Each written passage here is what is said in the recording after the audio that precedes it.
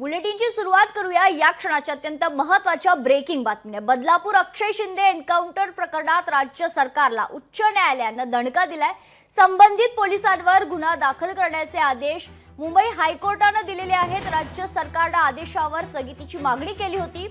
हायकोर्टाने राज्य सरकारची स्थगितीची मागणी आता फेटाळलेली आहे। या क्षणाची अत्यंत महत्त्वाची ब्रेकिंग बातमी आपण बघतोय। बदलापूर मधील अक्षय शिंदे एन्काउंटर प्रकरणात आता राज्य सरकारला उच्च न्यायालयाने दणका दिलाय। या संदर्भात अधिक माहिती जाणून घेऊयात। आमचे प्रतिनिधी स्वप्नील जाधव आपल्या सोबत जोडले गेलेले आहेत। स्वप्नील, आपण पाहतोय की गेल्या अनेक दिवसांपासून राज्य सरकारला एकानंतर एक मोठे धक्के खरतर एन्काउंटर प्रकरणात लागत आहेत आणि त्यानंतर आता संबंधित पोलिसांवर गुन्हा दाखल करण्याचे मुंबई हायकोर्टाने आदेश दिलेत। काय अधिकची माहिती आहे?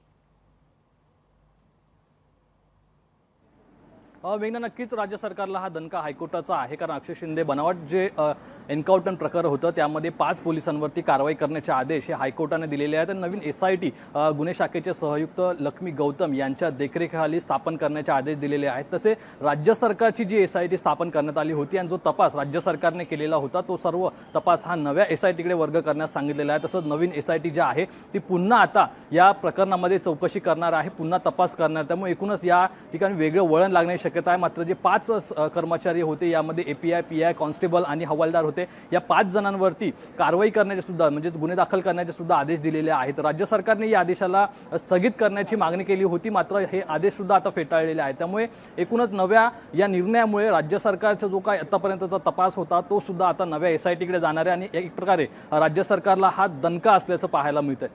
निश्चित, खरं तर स्वप्नील जसं सांगितलं की आता SIT कडे हा जो तपास आहे तो जाणार आहे। नवीन समिती देखील नेमण्यात येणार आहे, नवीन पथक नेमण्यात येणार आहे। या संदर्भात काय अधिक माहिती स्वप्नील? नक्कीच लवकरच ही SIT नेमण्यात येईल। जे मुंबई गुन्हे शाखेचे सहआयुक्त आहेत लक्ष्मी गौतम यांच्या देखरेखीखाली ही समिती असणार आहे आणि या समितीमध्ये सुद्धा अनेक सदस्य असतील आणि या सदस्यांच्या द्वारे पुन्हा या प्रकरणाची चौकशी होणार आहे। मात्र जे 5 पोलीस आहेत त्यांच्यावरती सुद्धा कारवाई करण्याचे आदेश देण्यात आलेले आहेत। मात्र कुठेतरी राज्य सरकारला यावरती वरच्या कोर्टात जाण्याचा सुद्धा जरी एक पर्याय उपलब्ध असला तरी हायकोर्टाने जो आता निर्णय दिलेला आहे त्यानुसार कारवाई करण्यास, त्यानुसार SIT दाखल करण्यास, SIT स्थापन करण्यास सुरुवात ही खरं तर राज्य सरकारला मुंबई पोलिसांना करण्यात येणार आहे। कारण मुंबई पोलिसांच्या अंतर्गत या प्रकरणाची पूर्ण चौकशी पुन्हा एकदा नव्याने सुरू होणार आहे। मेघना, निश्चित स्वप्नील, पुन्हा एकदा या तपासाला आता नवीन सुरुवात होणार आहे। मात्र सरकारकडे आता आणखीन एक संधी आहे, कारण त्यांना मुभा देण्यात आलेली आहे सर्वोच्च न्यायालयात जाण्यासाठी। त्या संदर्भात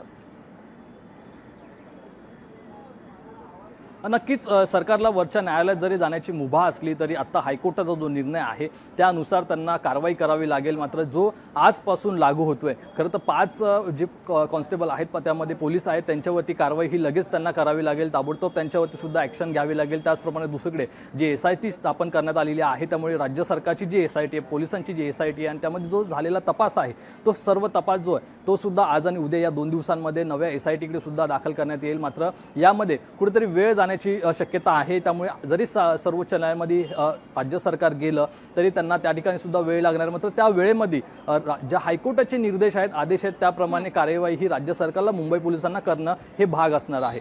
मेघना, निश्चित धन्यवाद स्वप्नील आपण दिलेल्या सविस्तर माहितीसाठी।